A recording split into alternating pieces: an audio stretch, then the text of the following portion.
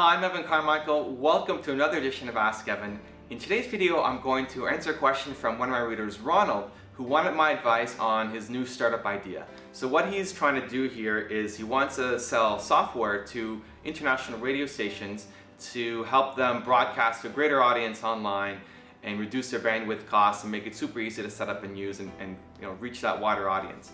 And he was asking, this is what I want to start with. Do you think international radio stations will buy this? Thanks, Ronald.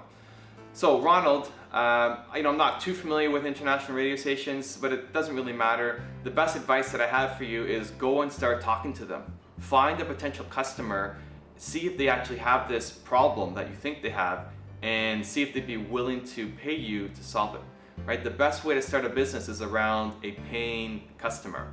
The worst way to start a business is think, oh, here's a great idea, I think people will want to do it, and you spend all this time and energy creating something that at the end of the day nobody really wants. Now you're in the software business, so the only investment is going to be your time. You're not out money buying things, but still, your time is valuable, and hopefully you want to spend it in ways that will generate a good return and something that you're excited about working on as well. So go talk to these guys, go talk to radio stations, smaller ones to start with, people who will spend the time with you, and try to find out if this is a big problem and build it around their specifications.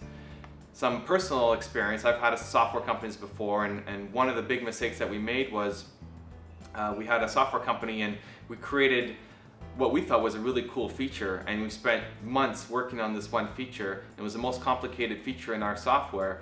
And at the end of the day, once we released it, we found out that our customers didn't care about it. They wanted a small portion of that, and if that worked, it'd be okay. But we spent all this time creating this feature that we thought people liked, but they didn't. And luckily, we had enough other features that we were still able to sell our software and make some money from doing it. But how much better would our software have been if we didn't build this feature and we built other ones that our customers really wanted?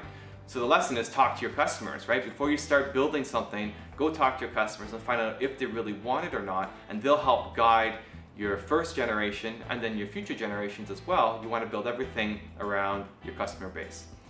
So hopefully that helps. I want to also invite one of my friends, Danny Inney, to share his advice for you and give you some extra feedback on what you can do to grow your business.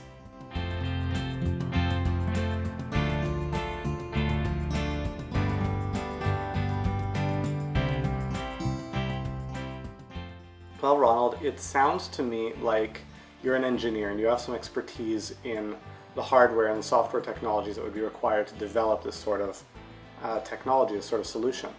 Now, it's very common for inventors, for engineers, for entrepreneurs who are focused on the product side to think about what is a really cool, really valuable product that they could put together and then take it and start shopping around for who is someone who would want to buy it. What you really need to do, because that can work, but it leads to a lot of situations where you've got entrepreneurs with products they've put a lot of time and money into building with nobody who wants to buy it. What I would suggest to you is start by looking for a need before you look for a product.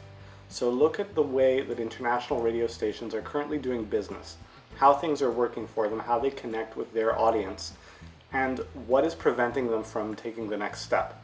What are the next steps that they really want to be doing? Are they trying to reach new audiences? Are they trying to broadcast online? What are the things they're trying to go into? And what's missing for them to be able to do that? And then develop a solution that is going to allow them to do that, to overcome whatever it is they're trying to overcome next. It's possible they'll want to buy this. I don't know. I'm not an expert in international radio station business models. But I can tell you that if you start with the product and then look for the need, often you end up with a product and no sales. Whereas if you start with the need and then build a product, most of the time you're going to have someone who's going to want to buy it. So I hope that was helpful to you, Ronald, and to everyone else who's watching us. Ronald, if you have any further questions or want to explore this a little further, you can find me at firepolemarketing.com. And in the meantime, I wish everyone lots of success, and I'll see you all in the next video. So Ronald, I hope that was useful for you. I hope my advice and Danny's from Firepole Marketing was useful, and you can go home and implement that into your business. If you guys liked the video, please give it a thumbs up, and I'd also love to hear your thoughts and feedback if you want to leave a comment under this video, and stay tuned for the next episode.